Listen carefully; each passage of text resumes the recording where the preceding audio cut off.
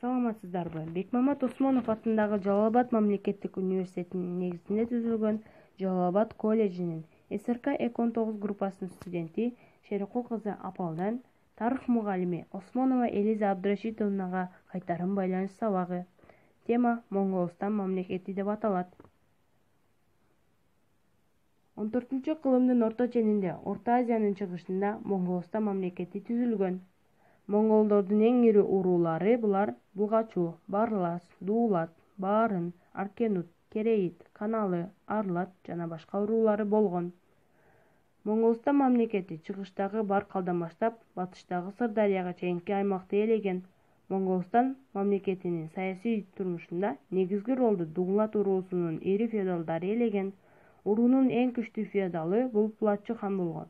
Пулатчы Чыңгыз хандын тукумунан болбогондуктан эч качан тактыга олтурууга мүмкүн эмес болчу. Ошол үчүн жашы толо элек Чыңгызит Тоглук Темирди таап 1348-жылы хандыкка көтөрүп, анын аты менен башкарууну чечкен. Монголстандын биринчи ханы Тоглук Темир мамлекеттик ишке шыктуу чыккан. Ал көчмөн элдер менен да тил табышууну өтө жакшы билген. 1354-жылы ислам динин кабыл алып, аны мамлекеттик динге айланткан. 1360-61 жылдары Тоглук Темир Мавреннахрга жортул жасайт. Акыркы жортулу Сырдарыяны кечип өтүп, Кундузга чейин жеткен.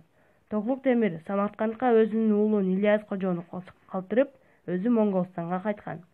Монголдор ал жердеги элдерге каракчылык, тоноочулук иш жасашып, ал жердеги элдердин каршылыктарын көрсөтүшкөн. Ал жердеги элдер көтөрүлүш жасаган учурда Ильяс Кожо өтө оор абалда калган. 1364-жылы Тоглук Темир ооруп каза болот. Мавреннахрдын аскерлеринин башында Хусейин жана Темир деген эмирлер турган. Темир убагында Тоглук Темирден көп жакшылык көргөндүктөн көтөрүштүүлөр тарабынан туткунга түшкөн Ильяс Кожону бошотуп, Монголстанга жиберет. Ильяс Монголдун ханы болуп аталгандан кийин атасынын жолун улап, сырткы саясатын улайт. Мавреннахрдын басып алууну чечет. 1365-жылы монголдор Мавреннахрдын башында Эмир Темир турган аскери менен Ташкенттин жанында салгылашуу болот.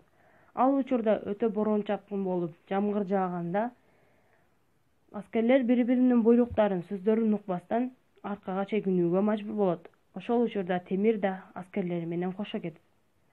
Жеңишке жеткен монголдор Самаркандга келип курчоого алышат. Эмир